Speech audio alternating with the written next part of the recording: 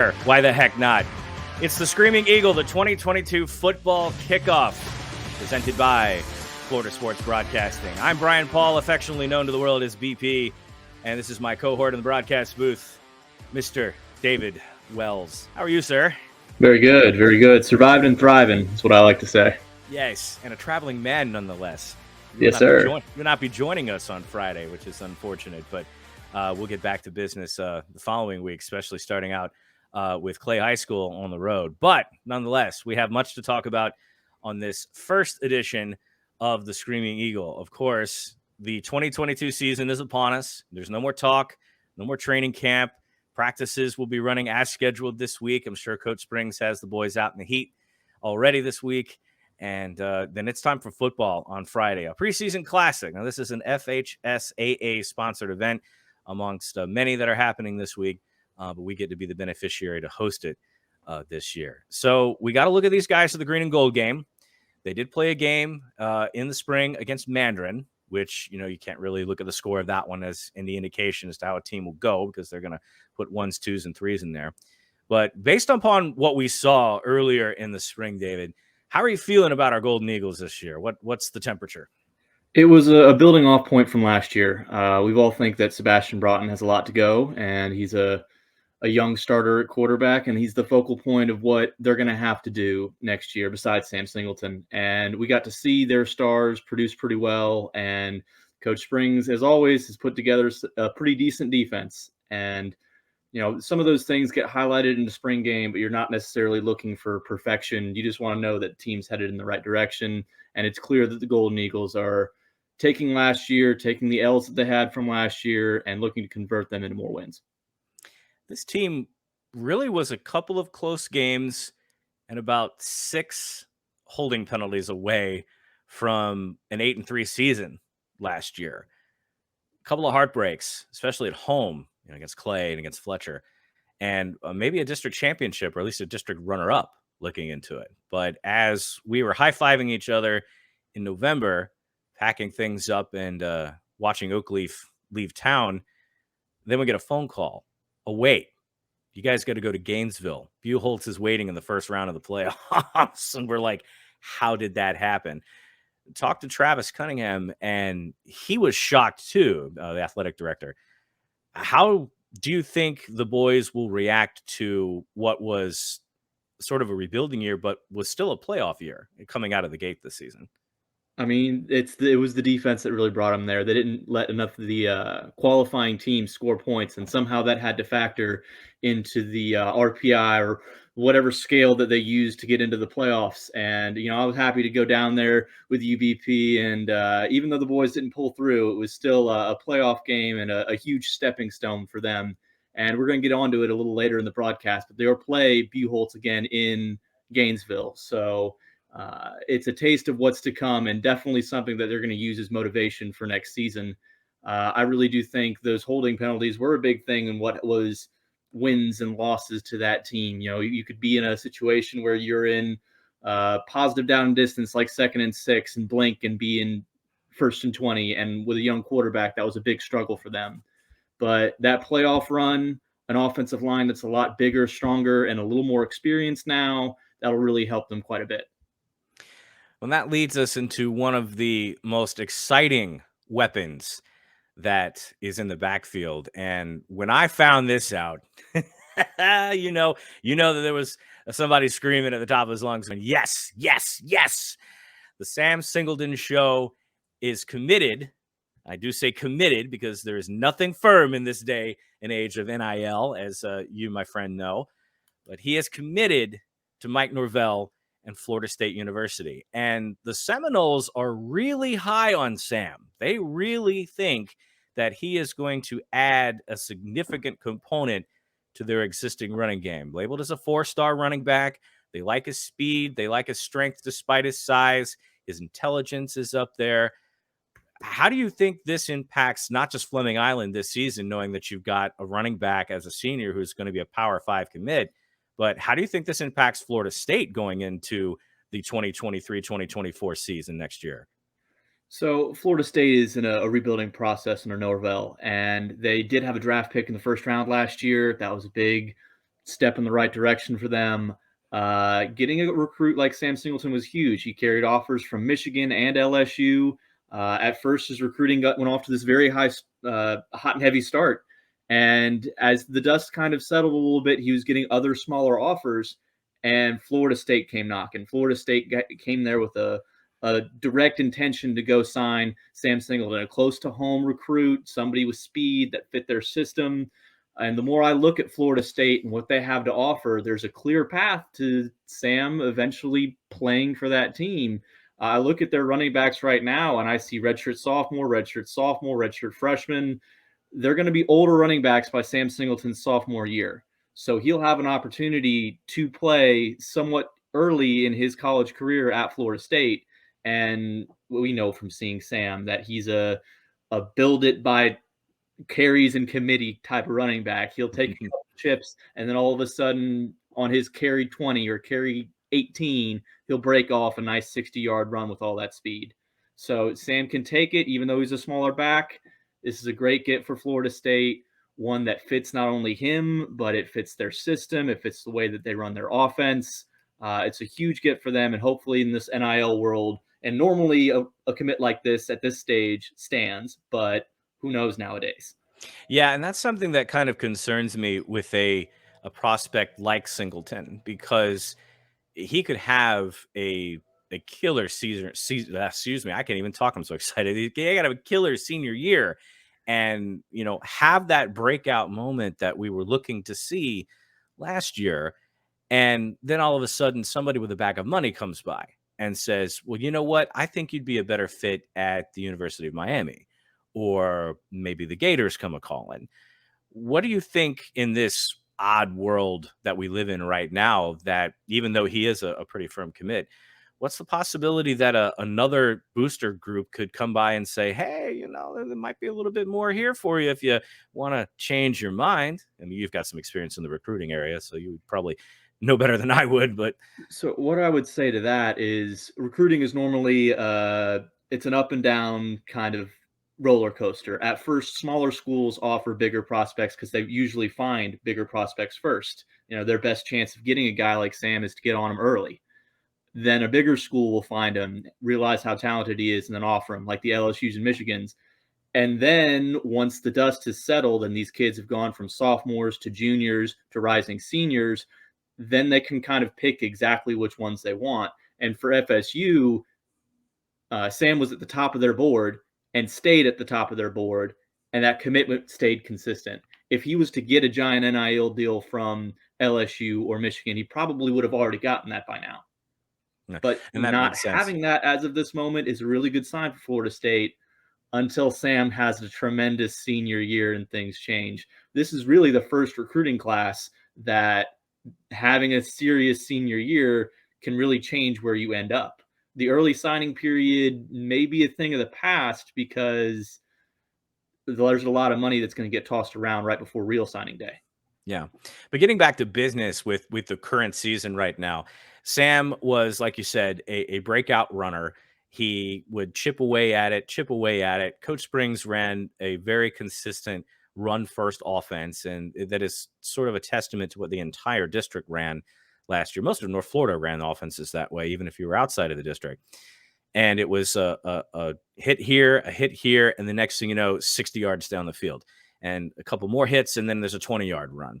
How important will it be for him and the offense to establish a solid running game? Also knowing, too, that you've got other guys in the backfield that are The just as committee. deadly as Sam. How important is it going to be for Fleming Island to establish a solid running game with all of that talent back there? You are a big fan of Mustafa Marshall. I love me some Mustafa Marshall too. But we do think that those getting to 18 carries, getting to 20 carries before the big run, that's going to wear a lot on Sam. And over the course of the season, you might see him, take a little bruise here, a little bruise there. He's not an NFL running back, but he's still a human being. He's going to take some lumps somewhere. We do think that the Eagles have enough guys in that backfield to wear through the entire season. And with the step up of Cibastian Broughton, that's going to be the most important thing. If they can take a little bit off of Sam's plate, roll with that awesome play action, be able to put Cibastian Broughton on the run, then they have a really good chance of being a successful offense, a ball control offense, and play good defense. A formula they used last year, but they have better pieces to do this year. Yes, and I can't emphasize enough, about offensive line play. One of the things that absolutely vexed us and fans in general is the discipline or lack thereof of the offensive line. And everything starts at the point of attack. You cannot establish any sort of offense without a disciplined line of scrimmage. And last year we saw it absolutely obliterated drives, and they were constantly behind the sticks, either due to a procedure penalty or some sort of hold downfield, especially on one of those runs that Sam or maybe Mustafa would break downfield. Next thing you know, you got a guy on the outside who's holding, and then of course it gets flagged because it's a flagrant hold. It wasn't a gentle hold; it was hands around the jersey and pulling the guy to the turf. So offensive line play has got to be huge for Fleming Island this year. They cannot go without it, and especially with a mobile quarterback like Cibastian Broughton, who essentially becomes a third running back in that formation. At the same time, though, I would like to see Coach Springs this year uncork the offense. He plays very conservative. He will run, then throw. But if the growth that we saw from Broughton in the spring game plays true down the line, because we did see him grow up last year as the season went on, started making better decisions, started making better throws. At what point is Coach Springs going to recognize that he's got a tremendous set of talent on the field, not just in the running back core, but on the wide receiver end of the ball? And when is he going to uncork the offense and really start throwing a little bit more? Because he's got the horses to keep up with it if his line will protect the quarterback. So the cat you're talking about, his name's Darian Dominic. He is an absolute superstar on the outside. He's also got college offers. He is going to play major D1 college football next season. He is number one on the playbook, number one in your hearts, man. He's going to be a very good talent if they can figure out how to use him. The tough part about that is they didn't have a downfield passing game last year. And, Cibastian has the arm to get there. He has the ability to pull the trigger. He's not gun shy, but there is a chance that he doesn't have the accuracy and the timing to make some of those patterns match up. Getting the ball into Darian Dominic's hands is going to be one of the keys to the entire season and how productive that offense can be. I really do think that the MVP of the spring game was Timothy Lawrence, the offensive tackle who gained what looked to be over 30 pounds of muscle, or I hope was muscle, into play tackle from tight end. So if they can step up on that offensive line to give him time to make those throws down the field, he does have a receiver that's good enough to go get it. That definitely leads us to talking a little bit more about Cibastian Broughton. And we've got a season under our belt now. He's not the baby quarterback, not the fresh meat that showed up last year who was trying to gel with the team. This is a young man with a season under his belt. This is a young man who played a playoff game. As brutal as that was to watch and as brutal as it was to play, it's a playoff game, and you notch that experience in your head. The goal for him this year is to become a field general. And one of the things that I saw him do, somewhat to my chagrin, was he didn't know when to manage the game instead of trying to be a hero. He'd have 10 yards in front of him and would just throw to a tight end in an attempt to make sort of Patrick Mahomes like circus play. And instead of just managing the game, moving the sticks and keeping things moving. How important do you think it's going to be for Cibastian Broughton's leadership skills to come into play on the offensive side? So Sebastian Worm Broughton, they call him Worm now.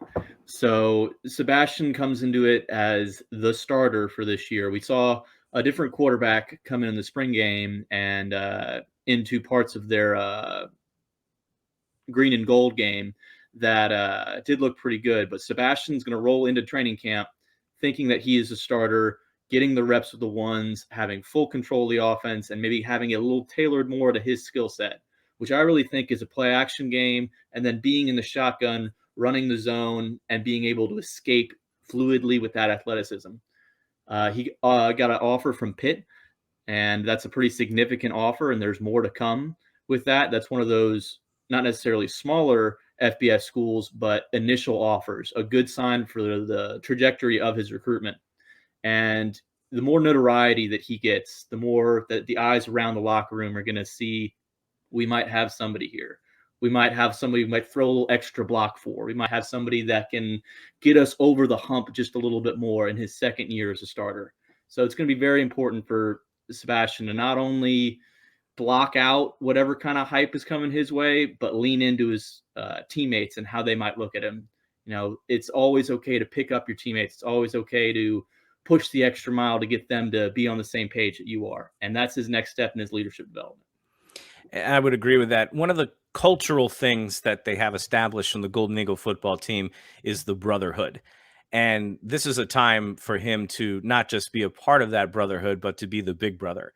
Because every quarterback is essentially the big brother, no matter how you slice it. From Tom Brady on down to the kid who's playing 8U Pee Wee football. They're the ones that are in charge, and I think it's desperately important that he established himself early on as the leader of that offense, because when he made the right decisions last year, rolling out of the pocket, seeing the green grass in front of him and running 7 yards downfield to move the ball instead of waiting to throw to a tight end while avoiding a blitz, when he made those right decisions, they found that offensive production. Now, of course, where they ended up having the mistakes was when the line would, hold or inexorably when you lose count of your guys on the field and can't count to 11, and then you have 10 on the field and the timeout shows up, throws off your rhythm. So it's very important, I think, this year for Broughton to not only start developing as a player, but take away that me mentality and make it more us. Everybody who's got the ball in their hands, they want to be a hero in that moment in time. Doesn't matter what team sport you're playing. At that moment, the cameras, the eyes are on you, and you want to be the one that makes the play. But I think what will set him apart and what will advance the team later is that us mentality, because we saw that as the year went on, they all gelled together. They started making those collective decisions. And if anybody did it really well, it was the Fleming Island defense last year. Let's talk about the Fleming Island defense and how they kept them in many of those games, especially ones that were close. How do you feel about the defense this year? We're going to see more of the same, or are we going to start seeing some dogs on the other side? So I'm a little curious to see what Coach Springs brings out, because last year he had a 4-3 defense that shifted into a 3-4 defense. And why that matters to me is because he has 2 athlete outside linebackers that are going to play college football, in Jace Edwards and Abram Wright. So those 2 are twitchier, short area pass rushers that could also drop in coverage. Abram Wright played a lot of off-ball linebacker when they were playing their 4-3 look, and he played a lot more pass rusher when they were in their 3-4 look. So to me, he's the key to the defense. We also saw him in our Screaming Eagle formation. So not only a big you mean that Screaming Eagle. Oh yes, I've got. I don't know if we can do sounds in this yet, but if we can, we will eventually. I'll figure out how to do it. but the Screaming Eagle, for those of you that don't know, is our Wildcat formation, and Coach Springs employed that quite a bit when it came down to short area, goal line, and really just to get the team going. So Abram Wright, Jace Edwards, and Joel Robinson, the 3 of them are all contributors to that formation. But as far as defense goes, those 3 are huge pieces, along with there's several defensive backs that are coming back as well for the Golden Eagles. So they're going to return a lot of starters and a productive unit from last year into this year.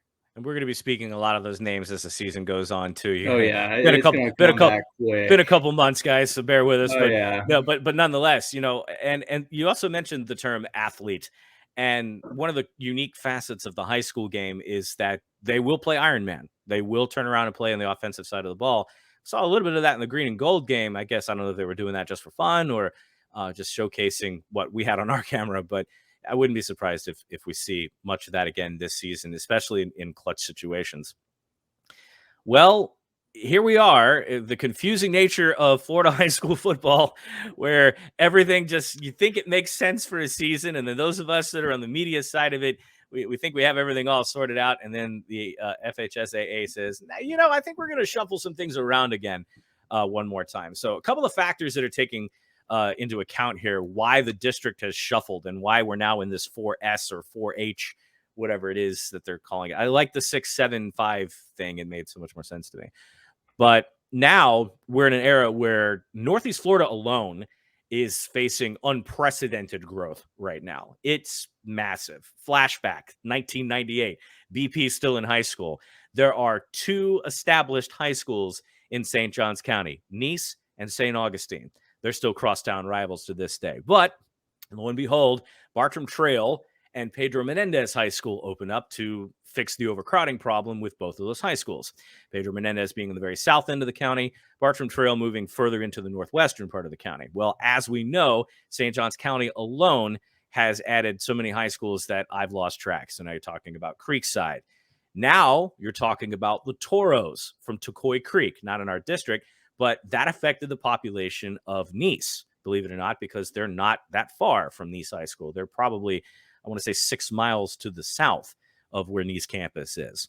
And now in St. Johns County, you also have the addition of Beachside High School, which is not playing football just yet, but they will eventually factor into the shuffle. Now, how does this factor into why Fleming Island's in a change of district? Because last season, Ponte Vedra High School was in our district, Atlantic Coast High School was in our district, Nice was in our district. Now those teams are all gone, and the populations of these schools have changed drastically, and here we are shuffled again. What we gained out of the prospect was Creekside, who absolutely beat the tar out of us last year in a deluge. We get Bartram Trail, who wasn't in our district last year, but has been a consistent powerhouse in the area in terms of football. And then, I don't know where they figure this one. How did we get Buchholz out of Gainesville on our schedule this year as a Especially district after we played him in opponent? the playoff game. It's not particularly close, and one is way more developed of a football program. But Oh, well, yeah. nevertheless, it's all has to do with the size of the schools, the redistribution of everything, and very little to do with how good of football schools these actually are. So Yeah. they did put us in a pretty loaded district from what it appears. Yes. Then taking a look at the schedule right now, given the full rundown. So we kick off August 19th. That's Friday against West Side in the preseason classic. I'm not sure. Does this game actually count towards the overall standings, or is it literally a preseason game? Because I know that seems like a misnomer from what I'm reading. It is a preseason game that will not count against your RPI. It will not count against anything that matters towards your playoff berth. However, every team in the entire schedule will get that film and will know what you're trying to play. So it's not necessarily where you're going to pull out the trick plays. It's not necessarily somewhere where you show your full 2 minute offense. If you have something in your back pocket, you save it in that game. And it's very important that your starters get real playing experience, but towards the third quarter, you're probably going to pull some of them. Right. And definitely a rare opportunity because unlike the college game, and of course, like in the pros, there's a preseason game in high school that the college guys don't get ever. So this is a rare opportunity. Then August 26th, we go on the road to the dreaded Clay Blue Devil High School. Hiss boo, hiss boo. We don't want to see these guys win again this year. How much is it going to mean to these kids at Fleming Island if we go on the road and beat Clay this year, especially after what they did to us last season in a really close game? So the rival. Everybody in all of football has their rival, and I don't get the beef personally. I love the camaraderie in I'm going to beat you and you're going to beat me, and in the spectacle of the game just goes to a whole new level, which is what it's going to be at Clay High School. Clay High School came to Fleming Island last year, and the stands were crowded about 2 hours before the game started. This is a very big event for the area. Both sets of players know each other tremendously well. And like the key to this game is going to be for both sides a very similar thing. They spread you out and they run the ball, and whoever can stop that run game is going to be the one that wins the game. Yes, and this is an opportunity for Sam Singleton to get a little revenge because he did not run as well as he could have against Clay. And again, it all starts at the line. So if they can spring him loose against the Blue Devils, I think we've got a good shot of taking the bragging rights this year. It would be nice to beat them in their house. Of course, we will have that game for you on Florida Sports Broadcasting. Then we all pack up the van, head straight down I-10 to my old stomping grounds, and we visit Rickards High School over in Tallahassee. Now, we did this last year against Lake Minneola, which was a little bit shorter trip, but you know how rain delays go. And so now we get to see an unknown. And this is a tremendous opportunity for the Golden Eagles to take their team and their brand on the road. And yes, we will have all of these games for you streamed on Florida Sports Broadcasting. So if you cannot make the trip to Tallahassee, we will have the stream for you on our YouTube channel. So please join us and cheer on your Golden Eagles from the comfort of your home. But if you're in the interest of caravanning, I highly recommend going to Gordo's on Pensacola Street, some of the best Cuban food that side of the Swanee. 9-9, we go to Nice. This game, I think, is a grudge match for us this year. We played a really good first half against the Panthers, and then all of a sudden it came unglued. And next thing you know, we're talking about a Nice quarterback who's got D1 offers.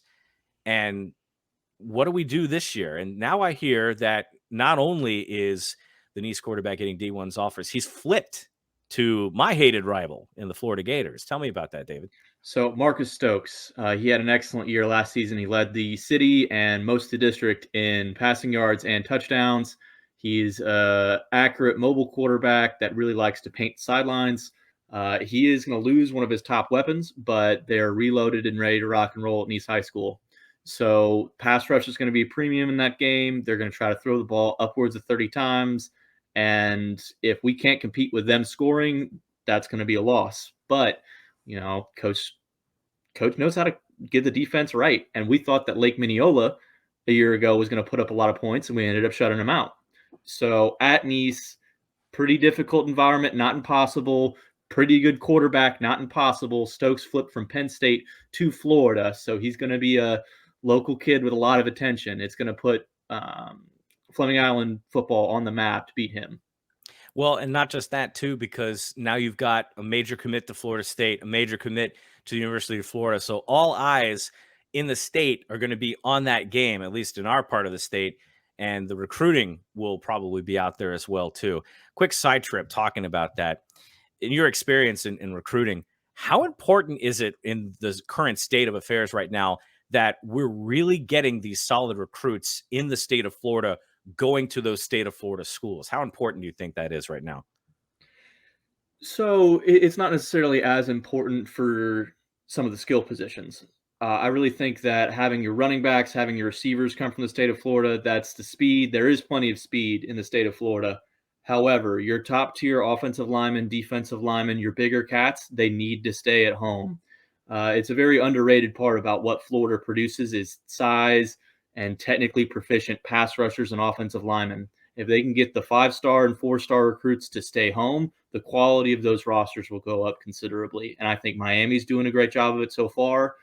Florida recently pulled down five commits, 4 of which were defensive linemen. So they've revamped that defensive line, the University of Florida, and it's going to be time that Miami steps up that as well. So the ACC recruiting battle between Miami and Florida State is going to be huge.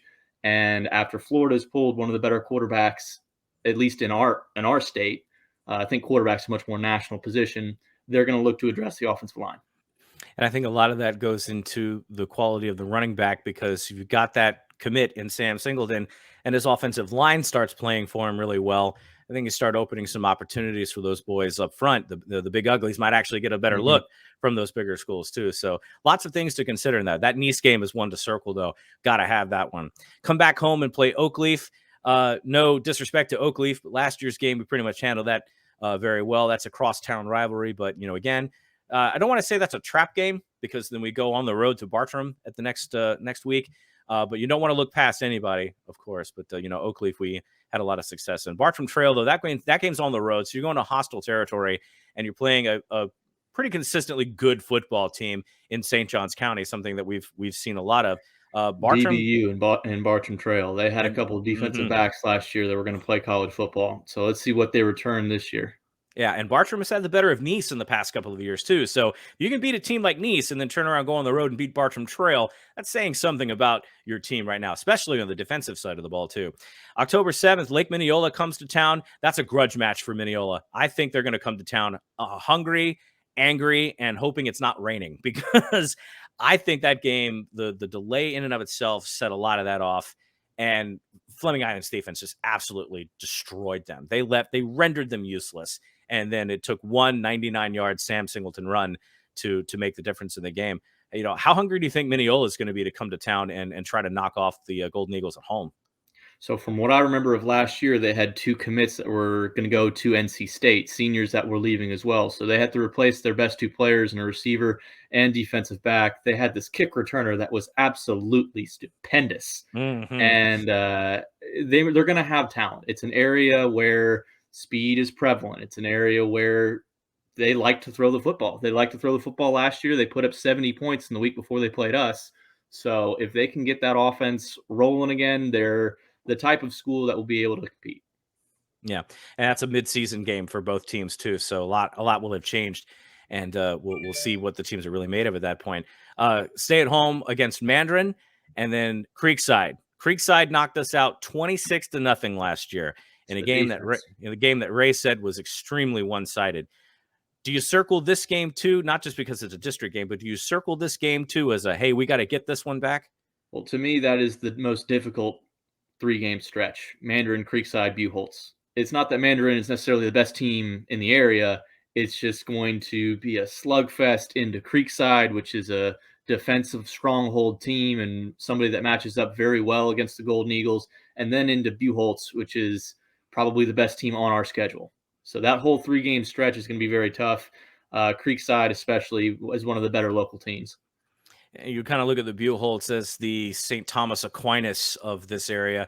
Their name's always in the news in terms of football. They're always, raising a ruckus. They got deep into the playoffs last year. And, again, just a tough team to play in their home turf. And again, we are going to Gainesville, to that delightful stadium. Not way too far away from the Chick-fil-A, might I? That was an adventure in and of itself. Close out the season against the Orange Park Raiders at home. Hadn't seen Orange Park in a minute.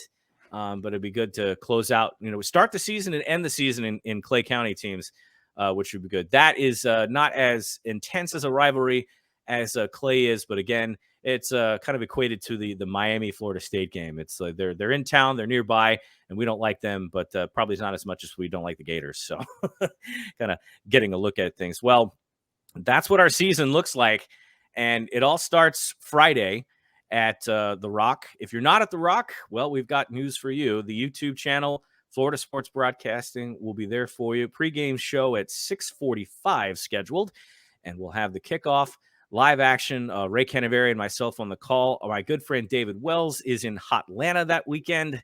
Will not be joining us, but he will be back for the Clay game, and we're really excited. So just to kind of round it off here, give you some final thoughts on your outlook for the season. What do we got? You know that the starters sit out the preseason, right?